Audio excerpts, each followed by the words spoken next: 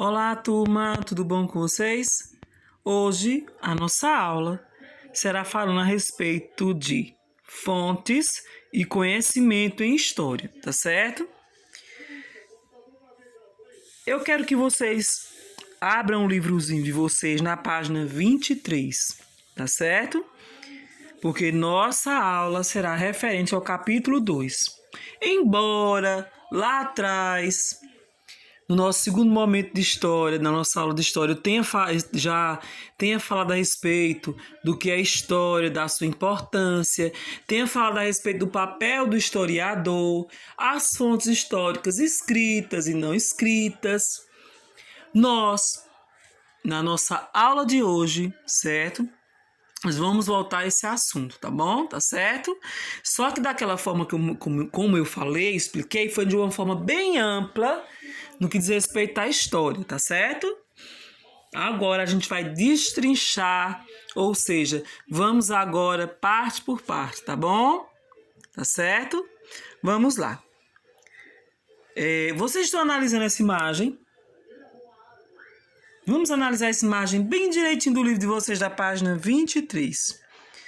Observe a imagem, olha a pergunta, tá? Observe a imagem, a seguir descubra 7 pistas que podem ser usadas para identificar os assaltantes da joalheria e prender a quadrilha. Vamos olhar, analisar essa imagem da página 23, vamos lá. Analise aí, certo? Vamos fazer de conta que somos aí investigadores, tá certo? Estamos aí investigando um assalto. Um detetive. Estamos enquanto detetives aqui, tá certo?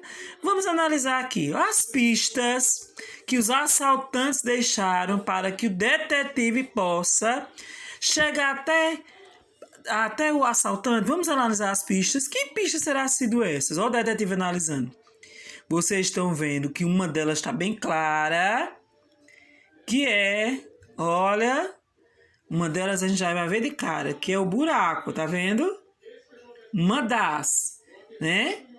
Uma das. Aí estamos vendo, aí vamos analisar outra pista aí, vamos analisar qual seria. Aí vamos analisar outra aqui, a luva, certo? Olha o detetive com sua lupa aí, analisando, ele vai encontrar outra. Vamos dar no detetive, tá? Temos aqui as pegadas, olha que interessante. Mais outra pista. Qual seria agora o boné do assaltante? Outra aqui, o dinheiro deixado por ele. Certo? Aí vem outra. Aqui pode se dar aqui as joias deixadas por ele, tá certo? E vamos ver mais aqui que ele saiu correndo e deixou, né? E para que o investigador vá mais a uma pista, vamos mais uma, que é aqui, qual seria? Aqui, ó. A machada, o machado aqui, a escavadora, tá? Que ele deixou aqui a machadinha. Eu tô falando dessa forma, tá? Tá? Uma marreta, né? Enfim, uma marreta, um machado, uma machadinha, enfim, certo? Então nós temos aqui as 6 pistas, olha. 1, 2, 3, 4, 5, 6. Tá certo? Se nós temos 6, tem um aqui que não está. 1, 2, 3, 4, 5, 6. Vamos tirar só uma delas, tá? Que foi essa daqui. Deixa eu tirar ela, tá? Começar de novo. Os circulares que nós observamos novamente. O buraco, tá? As luvas, as pegadas, o dinheiro, o boné, que ele saiu correndo, deixou, e também, vamos voltar de novo, tá? Vamos deixar aqui essa marreta, vamos dizer assim, né? certo? Então essas foram as pistas encontradas pelo detetive para que ele possa chegar até quem? O detetive possa chegar até o bandido, tá? Aí, se a gente trouxer isso para a história, minha gente, aí nós vamos falar agora a respeito do papel do historiador. O ofício do historiador é semelhante ao do detetive, tá certo?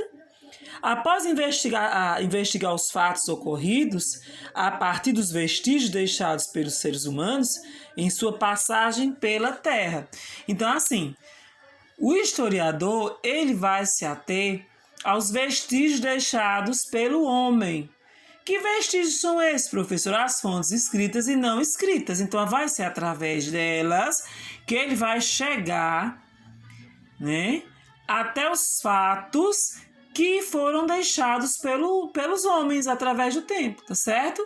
Então ele vai no século XIV, no século XII, para saber mais a respeito da própria humanidade. Então ele vai atrás desses vestígios. Da mesma forma que o detetive, ele procura essas pistas, tá? Procurar as pistas, o detetive vai analisar aí suas pistas, tá vendo? Né? A semelhança do historiador, do papel do historiador para o detetive é muito interessante, que se assemelha muito no que diz respeito às pistas. O detetive ele procura pistas para chegar até o bandido, né? E o historiador ele procura os vestígios deixados pela humanidade, que não deixa de ser as pistas, né? Para que ele possa chegar e descobrir fatos históricos. E esses vestígios deixados pela humanidade nós vamos chamar de fontes escritas e não escritas, tá certo? Vou pegar outra imagem aqui, vou buscar outra imagem, tá certo? Para que a gente possa analisar aqui, certo? Aí vamos lá, olhem. Aí vocês vão pegar outra páginazinha de vocês do livro. A página agora será a página 24, para a gente analisar as fontes da história, tá? O trabalho do historiador é semelhante ao do detetive, como eu falei, tá vendo? Ao investigar um caso, o detetive usa os vestígios deixados pelos envolvidos, como por exemplo, um fio de cabelo, um brinco, né? Uma lata vazia. Já o historiador age da mesma forma, só que ele utiliza todos os vestígios ou pistas disponíveis para construir um conhecimento sobre a história. Os vestígios escritos são as imagens, os objetos, tá certo? São os documentos, como eu falei naquela aula que eu disse aquela nossa segunda aula de história, como eu falei, né? São os documentos, são registros de nascimento, uma certidão de óbito, tá certo? Livros, revistas, tudo que ele pode encontrar enquanto pistas escritas, ele vai fazer a investigação dele, tá certo? As fontes históricas podem ser escritas, visuais, orais ou da cultura material. Cédulas de identidade, diários, leis e etc. São exemplos de fontes escritas, tá? Já as fotografias, pinturas, desenhos, cartões, postais, por exemplo, são exemplos de fontes visuais, tá certo? Ou seja, fontes não escritas, tá ok? Tá certo? Entenderam até ali, até aí? Tá ok? Tá bom? Tá bom? Aí depois a gente volta para alguns fatos. Vamos agora buscar outra imagem, já tem outra imagem nossa, tá? Que aí são as fontes, aí voltando às fontes visuais ou não escritas, tá certo? As fontes não escritas, pinturas, desenhos, objetos deixados pela humanidade, tá certo? Aí tem assim, tem uma situação interessante que é aqui, ó.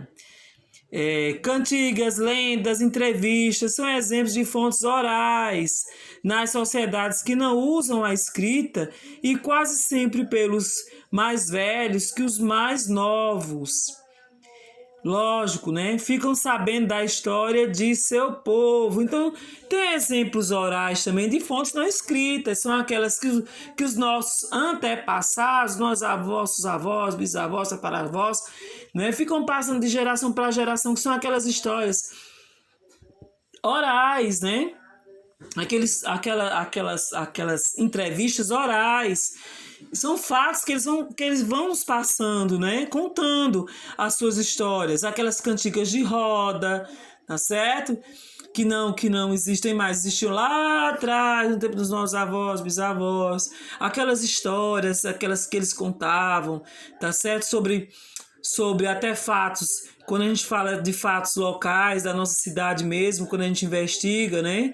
Quando a gente vai fazer uma pesquisa mais profunda, certo? Os escritores e os próprios historiadores, eles podem ir atrás dessas pessoas mais velhas, minha gente, para gravar uma entrevista ou um documentário, para que ele possa dar informações. E essas informações não precisam ser escritas, certo?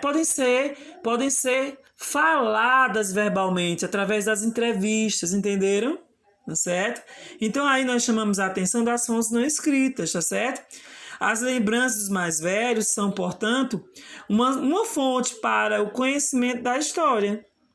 Ok? Brinquedos, móveis, vestimentas, etc., são objetos da cultura material de um grupo ou povo e, como tal, também são importantes fontes históricas, tá certo? Voltando, viu, turma? Brinquedos, móveis, vestimentas, etc., são objetos da cultura material de um grupo ou um povo. E, como tal, também são importantes fontes históricas. Tá certo? Aí passem agora para a página. Vimos a página 25, essa daqui foi a página 25, tá? Agora passe para a página 26, tá? Tá bom? Conhecimento histórico. Eu vou pegar agora a página 26, tá certo? Para que possamos aí, para que vocês possam me acompanhar, tá? O termo história vem do grego antigo e significa procura, tá bom? Pesquisa. Portanto, para os antigos gregos, historiador é aquele que pesquisa, que investiga, tá? Procura saber. Hoje, história é o nome dado a uma disciplina que estuda os seres humanos no tempo e no espaço. A palavra historiador, passou a significar profissional formado em universidade, cujo trabalho é pesquisar e escrever sobre o passado e o presente e as relações entre um e outro. De um modo simplificado, o conhecimento histórico é construído por meio dos seguintes passos. Vamos ver o passo de número 1. O historiador escolhe o assunto que quer conhecer e delimita o tempo, tá? Um exemplo. Ele quer conhecer como viviam os jovens, como viviam as jovens, como viviam as pessoas mais velhas de determinado ano, tá certo? Ou seja, ele vai lá para o século, digamos que ele vai para o século XIX, século XVIII, no ano de 1800, ele quer saber como as pessoas, como os jovens se comportavam, tá? Como eles viviam, como era a cultura, como é que era o jeito que eles se divertiam na época, tá? Como eles namoravam, como eles se divertiam, de que forma eles se divertiam, eles usavam, que jogos eles usavam na sua infância para brincar. Isso é um exemplo que eu estou dando, tá? Então ele vai lá para o passado e vai investigar, ele vai procurar vestígios, pistas. Olha aí, tá vendo a semelhança dele para o detetive, tá certo? Então ele vai investigar as fontes, só que nós, enquanto eu vou citar historiador, enquanto historiador, ele vai procurar esses fatos, tá certo? Então ele vai procurar esses vestígios, tá? Para que ele possa, logicamente, conhecer como viviam aquelas pessoas no seu tempo, tá? Parte 2. O historiador reúne as fontes históricas que irá utilizar: textos, revistas, jornais, fotografias, objetos, entrevistas, né? Com senhoras que naquele tempo eram adolescentes. Então, são os passos, tá, que nós estamos datando do historiador, como é que ele vai fazer nossa investigação. Passo 3, lê, ouve, vê e organiza esse material todo e verifica se as fontes são confiáveis. Então, ele vai analisar enquanto detetive, eu vou usar a semelhança, tá? Enquanto detetive, o historiador, ele vai procurar suas fontes, que ele vai ser o historiador é uma espécie de detetive, tá? Então ele vai procurar os vestígios, só que no nosso caso é vestígios, tá? Ele vai procurar esses vestígios e vai ver se esses vestígios, ou seja, se essas fontes escritas e não escritas, se elas são confiáveis. Se ele pode realmente confiar nas mesmas, para que ele possa reunir todos esses artifícios, para que ele possa escrever um livro, tá? Para que ele possa realmente, de fato, trazer para a humanidade essa verdade, certo? Quarto passo, usando o método histórico, constrói uma interpretação sobre como viu as adolescentes brasileiras nos anos de 1980. Ele coloca outra data, tá? Se a gente pegar aí 1980, ele vai se usar esses mesmos artifícios através de entrevistas, através de leituras, de livros, ele vai investigar, tá? Ele vai pegar as fontes escritas e não escritas. Então, ele faz essa investigação através de revistas, através de livros, através de registros, através de documentários, entrevistas com as pessoas mais idosas, para saber realmente, de fato, como viviam as adolescentes brasileiras no ano de 1980, certo? E ao final do trabalho, o historiador não constrói uma verdade completa ou definitiva. O que ele constrói é uma versão da história, que pode ser criticada ou superada por novas pesquisas. Então, ele vai fazer o trabalho dele. Porém, daqui a 50, 100 anos, virão outros historiadores e eles vão fazer novas pesquisas, tá certo? E para se aprofundar nos fatos. Então, tudo que ele falou hoje, pode ser que haja alguma mudança, entendeu? Certo? Aí vamos ver outra imagem, que é a colaboração. Vamos pegar outra, que eu acho muito interessante, que é essa da página 27, tá? Abra aí o livro na página 27. A colaboração de outros profissionais. É lógico, minha gente, que o historiador ele vai precisar de outras áreas de estudo para que ele possa se aprofundar e conhecer cada vez mais a respeito da história. Então, ele vai precisar de outros profissionais para isso, tá? Então, vamos lá. Para construir um conhecimento sobre determinado povo ou episódio, o historiador necessita do saber elaborado pelos profissionais de outras áreas, como os geógrafos, tá vendo? Os arqueólogos, os geógrafos e arqueólogos, tá? Estou citando algumas áreas. Os arqueólogos, por exemplo, estudam os povos por meio dos vestígios, materiais deixados por eles, como restos de casas, instrumentos de trabalho, pinturas feitas em rochas, vasos, entre outros. O pedaço de um machado de pedra, escavado por um arqueólogo, é examinado em laboratório e pode nos contar sobre a idade daquela pedra e o modo de vida do povo que utilizou aquele machado. Olha a importância, minha gente, desses dois profissionais aí, viu? Tanto do geógrafo como do arqueólogo, tá certo? Porque veja que ele vai pegar as fontes não escritas, esse arqueólogo, como um pedaço de pedra, um pedaço de algum artefato, algum vestígio, vou citar outro, um vaso antigo, tá certo? Uma pedra, um desenho um desenho que ele acha numa pedra, tá certo? Solta. Então, ou um artefato que ele encontre, tá? Aí ele vai pegar, levar para o laboratório e a gente vai usar sua tecnologia para saber há quanto tempo né? Aquele artefato existiu há 2.000 anos atrás, há 3.000 anos atrás, há 1.000 anos atrás. Então, olha a importância e a ajuda desse profissional, tá certo? Vamos lá. Assim, incorporando os saberes acumulados por outros estudiosos, o historiador vai aumentando seu conhecimento sobre os seres humanos e sua trajetória ao longo do tempo, tá certo? Olha a importância aí, tá? E a colaboração desses outros profissionais aí, tá certo? Vamos ver a página 28, gente. Vamos ver agora a página 28. Olha, quem faz a história, gente? Quem faz a história?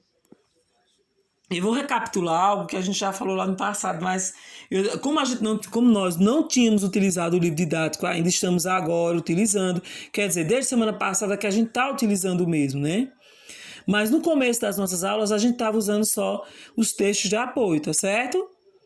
Tá bom? Então eu dei a minha aula, volto a dizer, eu dei minha aula, falar para vocês, eu dei minha aula falando sobre o que é história, a importância da mesma, o papel do historiador, o que são fontes escritas e não escritas. Eu falei isso lá atrás.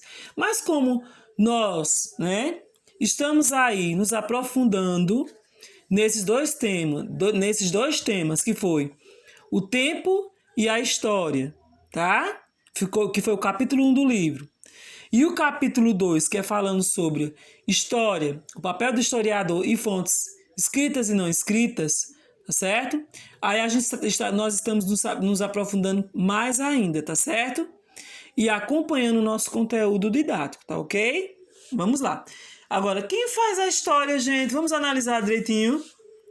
A história não é feita apenas pelos grandes personagens, como, por exemplo, reis, generais, presidentes, né? Que nós quando vamos ver nosso livro de história, né? Não só o nosso livro de história, mas os livros de literatura, quando vamos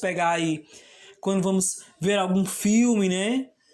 Por esses meios de comunicação e tecnologia, ou seja, vamos assistir um livro através da nossa televisão, né? Vamos assistir um livro assistir um filme através de outro meio de comunicação, né? Que é a internet. Então, assim. Então, vamos analisar direitinho aí, tá certo? Então, tantas histórias, como eu falei a respeito desses meios de comunicação, de reis, generais e presidentes, como os livros, nossos livros de história e nossos livros de literatura, a história não é feita apenas por eles, mas por todos nós, isto é, por pessoas como eu, você, né? Como a professora, a diretora, o prefeito e etc. Grupos como o dos artesãos, o dos idosos, o dos soldados, o dos ricos, os das mulheres, os das crianças, etc.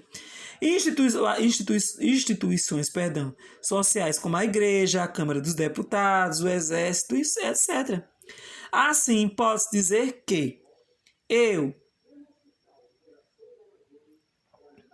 ou seja, você, a professora que sou eu, e seus parentes, os artistas, os políticos, a igreja e o exército, todos nós, portanto, somos sujeitos da história, tá certo? Todos nós fazemos história, tá certo? Todos nós, tá bom? Fazemos a nossa história, tá certo? Tá bom? Podemos fazer a nossa história, quer seja a nossa história pessoal, gente, quer seja a história que envolve fatos históricos, tá bom? Tá certo? Que são aqueles fatos históricos que marcaram a história, tá certo? Mas até esses fatos históricos que marcaram a história, os sujeitos da história justamente é o povo, somos nós, tá certo? Tá bom? Agora, tem uma atividade para vocês, que eu vou falar sobre a mesma daqui a pouco, que está dentro do livro didático de vocês, referente à página 30 e à página 31, tá ok? Vamos lá!